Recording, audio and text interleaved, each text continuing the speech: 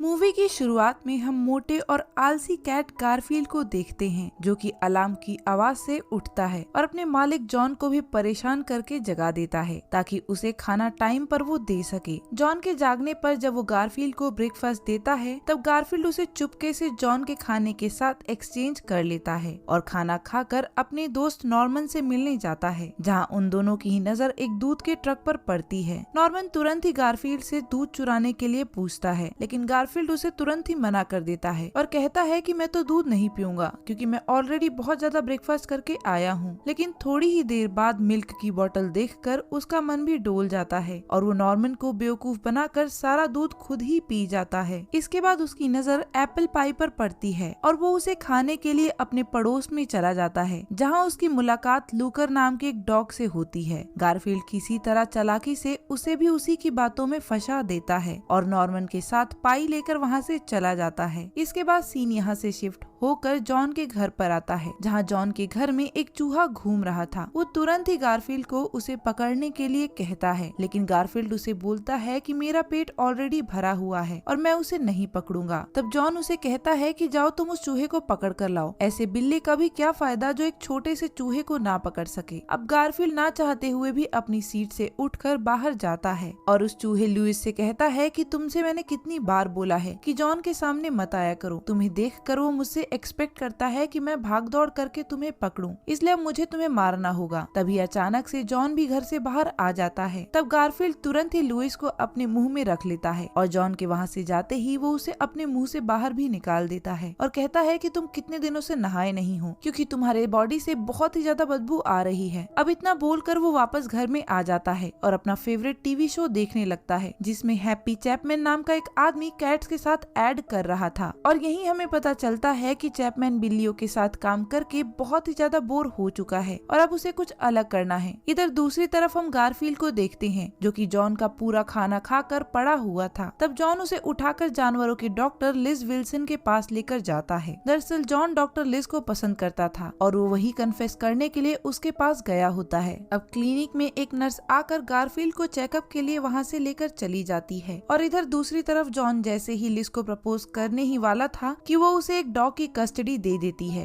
और कहती है कि अगर ये डॉग केज में रहा तो बीमार पड़ जाएगा, इसलिए तुम इसे अपने साथ रख लो। हम दोनों हर वीकेंड पर इसे पार्क और पेट शोज में लेकर जाएंगे। अब उसकी बात सुनकर जॉन बहुत ही ज्यादा खुश हो गया था और वो उस डॉग को अपने साथ रखने के लिए भी रेडी हो जाता है। थोड़ी ही देर बाद गारफील्ड जब वापस आता है तो वो देखता है कि उसकी सीट पर एक डॉग बैठा हुआ है। वो तुरंत ही जॉन को बोलता है कि गलती से हमारी कार में एक डॉग आ गया है, तुम उसे तुरंत ही बाहर फेंक दो। तब जॉन गारफील्ड को बताता है कि ये ऑडी है और अब ये हमारे साथ ही रहेगा। गारफील्ड उससे बहुत ज्यादा परेशान हो जाता है और जॉन को उस डॉग को बाहर छोड़कर आने को कहता है। अब इसके बाद गारफील्ड जब घर पहुंचता है तब उसका दोस्त नॉर्मन आकर उसे भड़काते हुए कहता है कि जॉन एक कुत्ता क्यों लाया है जबकि उसके घर में तो ऑलरेडी एक बिल्ला है। तब गारफील्ड उसे और खुद को समझाते हुए कहता है कि जॉन तो अभी भी मुझसे ही प्यार करता है, ये तो बस 9 से 10 दिन का ही मेहमान है। इतना बोलकर वो सीधा घर में आ जाता है और सोचता है कि ये सिर्फ उसका बुरा सपना है और जैसे ही उसकी आंख खुलेगी वो सपना खत्म हो जाएगा। इसके बाद वो तुरंत ही अपनी आंखें बंद कर लेता है, लेकिन थोड़ी देर बाद जब वो आंख खोलता है तब ऑडी उसकी नजरों के सामने ही खड़ा था। वो उसे धक्का मार के दूर भगा देता है। अब जैसे ही वो टीवी देखने के लिए रिमोट लेने जाता है तब वो देखता है कि ऑडी अपनी पूंछ के साथ गोल गोल खेल रहा है, जिस पर गारफील्ड को लगता है कि दिमागी रूप से ऑडी उससे बहुत ही ज्यादा कमजोर है, इसलिए जॉन उसे तुरंत ही भगा देगा। इसके बाद अगले दिन हर रोज की तरह गारफील्ड दूध चुराकर पीने के लिए जाता है। वो इस बार सारा इल्जाम ऑडी पर डालना चाहता था, लेकिन ऑडी उल्टा उसे ही बेवकूफ बनाकर सारा दूध खुद ही पी जाता है, जिस पर नाराज होकर गारफील्ड उसका पीछा करता है और भागते भागते वो लोग लूकर के गार्डन में पहुंच चुके थे। गलती से आज लूकर का चेन भी खुला हुआ था और जैसे ही वो गारफील्ड पर हमला करने वाला था कि तभी ऑडी वहाँ आकर उसे चाटने लगता है, जिससे उसका ध्यान भटक जाता है। तभी वहाँ पर गारफील्ड के 2 दोस्त भी आ जाते हैं, जिनके सामने गारफील्ड ऑडी की बुराई करने लगता है। तब उसके दोस्त कहते हैं कि तुम ऑडी की बुराई क्यों कर रहे हो, जबकि आज अगर वो नहीं होता तो तुम लूकर के पेट में होते। इसके बाद उसी रात ऑडी जब जॉन के साथ उसके बिस्तर में सोता है तब गारफील्ड को ये देखकर थोड़ी जलन होने लगती है, क्योंकि उसने कभी भी अपने साथ उसको नहीं सुलाया था। इसके बाद अगली सुबह जब ऑडी गारफील्ड के साथ बैठने की कोशिश करता है तब जलन से गारफील्ड उसे वहाँ से धक्का दे देता है और नाचने लगता है, जिसके बाद ऑडी भी उसका साथ देते हुए खूब नाचता है और वो दोनों बहुत ही मजे से डांस करते हैं। तभी वहाँ पर डॉक्टर जिल आ जाती हैं और जॉन भी ऑडी को लेकर उनके साथ चला जाता है, जिसे देखकर नॉर्मन गारफील्ड को भड़काते हुए कहता है कि शायद अब जॉन तुमसे ज्यादा प्यार नहीं करता और वो ऑडी को पसंद करने लगा है और अब जल्द ही तुम भी हमारी तरह घर से बाहर कर दिए जाओगे। उसकी ये बात सुनकर गारफील्ड दौड़कर डॉक्टर जिल की गाड़ी में चढ़ जाता है और वो लोग एक पार्क में पहुंचते हैं जहां पर एक डॉग शो ऑर्गेनाइज किया गया था। डॉक्टर जिल भी इस शो की एक जज होती हैं। इधर जब गारफील्ड को सभी डॉग्स देख लेते हैं तो वो उसे काटने के लिए भाग जाते हैं। अब सिर्फ ऑडी ही वहाँ पर बचा था और वो सभी के सामने डांस करके शो को जीत जाता है। दूसरी तरफ गारफील्ड की हालत भी भाग भाग कर खराब हो चुकी थी, लेकिन किसी तरह वो वहाँ से निकल जाता है। इस डॉग शो का दूसरा जज चैपरमैन भी होता है और वो जॉन से ऑडी को एडवर्टीजमेंट में कास्ट करने के लिए इनवाइट करता है, लेकिन जॉन उसे मना कर देता है और कहता है कि ये सिर्फ हमारा पेट डॉग है, जिस पर चैपरमैन उसे अपना कार्ड देकर वहाँ से चला जाता है। अब इधर गारफील्ड जब घर वापस आता है तब वो गलती से घर का सारा सामान इधर उधर करके उन्हें तोड़ देता है और जॉन ये देखकर गारफील्ड को घर से ही बाहर निकाल देता है। इसके बाद वो ऑडी को नहलाने के लिए चला जाता है, जिसे गारफील्ड बाहर से देख रहा था। उसे देखकर बहुत ही ज्यादा बुरा लगता है कि वो घर से बाहर है और ऑडी घर के अंदर। अब जब थोड़ी देर बाद जॉन सो जाता है तब ऑडी गारफील्ड की रोने की आवाज सुनकर उससे मिलने बाहर आता है, लेकिन इस बार गारफील्ड उसे ट्रिक करके बाहर ही छोड़ देता है और खुद अंदर आकर आराम से सोने जाता है। इधर बाहर ऑडी दरवाजा खोलने की कोशिश करता है, लेकिन जब वो नहीं खुलता तब उसे एक फूड डिलीवरी बॉय दिखाई देता है और वो उसके पीछे भागते हुए काफी ज्यादा दूर निकल जाता है, जिससे वो घर का रास्ता भटक चुका था। थोड़ी ही देर में थक हार के वो एक अनजान घर के सामने सो जाता है। तभी उस घर में से एक ओल्ड लेडी बाहर निकल कर आती है और ऑडी को लावारिस कुत्ता समझकर अंदर ले जाती है। अब इसके बाद अगली सुबह जब जॉन ऑडी को ढूंढता है तो वो उसे कहीं भी नजर नहीं आता। तब गारफील्ड उससे कहता है कि शायद वो नाइट पार्टी के लिए कहीं गया होगा। अब इसके बाद हमें चैपरमैन को दिखाया जाता है, जो कि अपने मैनेजर से ऑडी जैसे डॉग की डिमांड कर रहा था, क्योंकि अब उसे बिल्लियों के साथ काम नहीं करना था। अभी वो उससे बात कर ही रहा था कि तभी मैनेजर की नजर ऑडी के मिसिंग पोस्टर पर पड़ती है, जो कि जॉन